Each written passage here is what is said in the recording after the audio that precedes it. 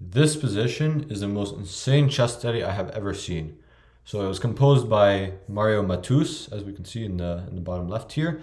It's white to play and win, with the white pawns going up this way. And when we look at this first, as you can tell by the engine, it's crazy, but Stockfish 17.1 light here, running on depth 34, is unable to see the winning move here for white, which is pretty crazy. So if we just play like the most obvious moves here, let's say taking this pawn, black cannot take because that would be checkmate in 3 after queen h3, but the black king can hide in the corner and there's no more threats in this position. You can take the knight, but black will probably have a perpetual draw here after queen e6. So that doesn't quite work. Similarly, if you take this pawn, then after queen takes f7, the white king is too open, and yeah, there's too many checks from the white queen, or from the black queen. So yeah, that leaves these two pawn captures not really doing much. So if you want to try to find the first move for white here, it's very, very difficult to find, but feel free to pause for a second here and try to find it. So the first move here is the amazing bishop to c7. And as soon as this move is played, you can see the engine evaluation shoot up to mate in 11. And the crazy thing about this move is that white is giving up the queen, of course, for nothing, seemingly. And so if black takes the queen here, let's see what happens. So black takes the queen. We can take on f7, and black has a problem here. If they go to f8, then bishop d6 is checkmate in one move. So that leaves black forced to go to the corner. And here comes the second brilliant move, and it shows the concept of this chess study, which is bishop to e5. And what's the threat here? Well, first of all, white is down a whole queen and a pawn too, with this pawn about the queen pretty soon. But there's huge threats in the position. For example, let's say black plays like queen c2, right? Then white can queen with checkmate. Okay. What if black just plays, let's say, h5 or h6, just trying to give their king more space? Well, white can play king g6 check, discover check by the bishop, and here black has no moves, it's checkmate. Okay, so it seems like white is threatening king e7, king g5. Any king move here would be checkmate to the black king because it's stuck in the corner, right?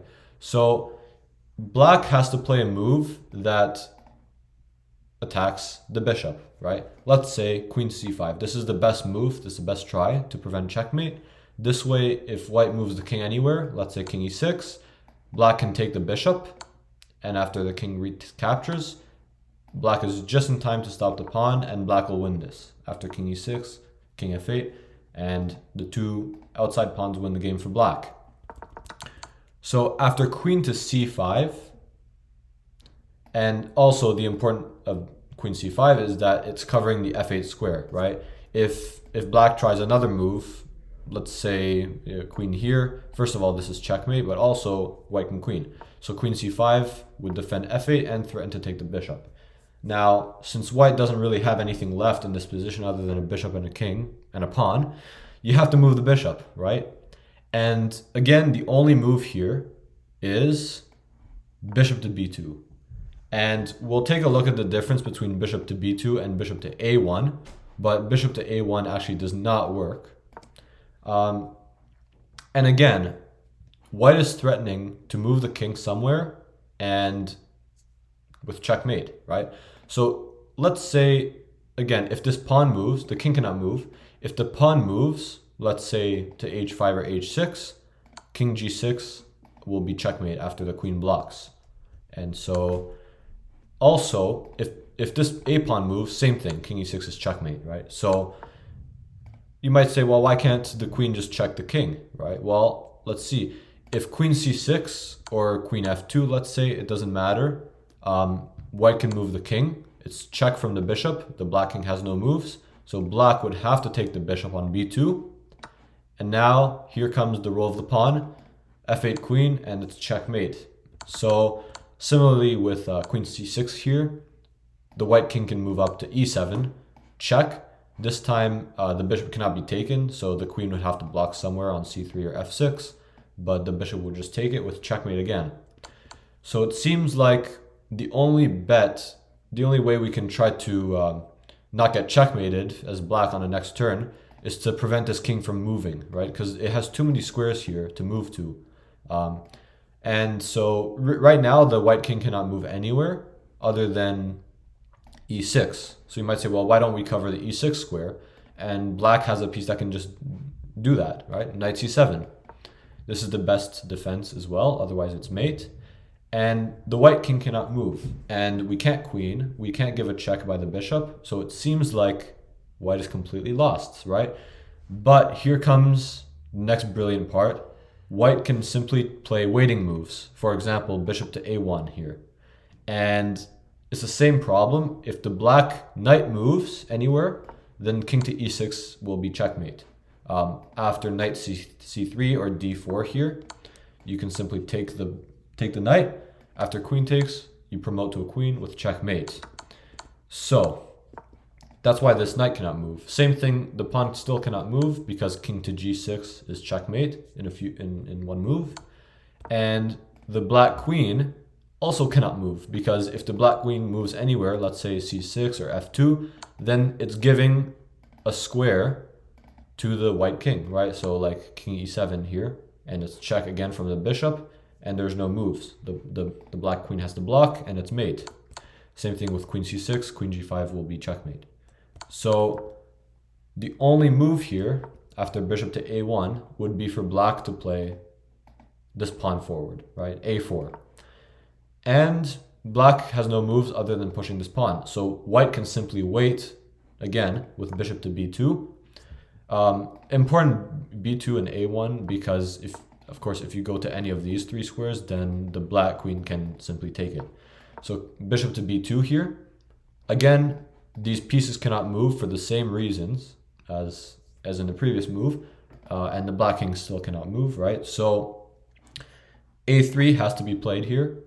And now maybe you can see the idea here is that bishop a1 again will be played by white. And for the same reasons, these three pieces cannot move because it'll be checkmate. So black is forced to give up or move the pawn again, I should say. And again, white will wait with bishop b2. Still, the knight, queen, and pawn cannot move, neither can the king. So black has to promote the pawn. And after you promote it, let's say bishop, rook, knight, queen, doesn't matter. White will simply take it.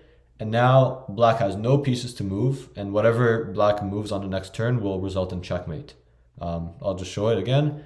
If queen f2 is played, king e7 will be checkmate in one move. Same thing with h6 or h5, king g6 is checkmate. And if this knight moves anywhere, king e6, then the e6 square was given by the knight, and it's check. The black king has no moves, and so knight to c3 or something, or knight d4 has to be played. Let's say knight c3, and white can simply take it and promote to a queen again. So yeah, and so that's pretty much it. So it's an incredible zugzwang, as we call it, like where black has no moves that doesn't damage their position. Yeah, really incredible, being down like two pawns, a whole queen, and somehow the king is an attacking piece, right? And if you remember here, I said that in this position, after king h8, bishop e5, and queen to c5, that bishop to b2 was the only move.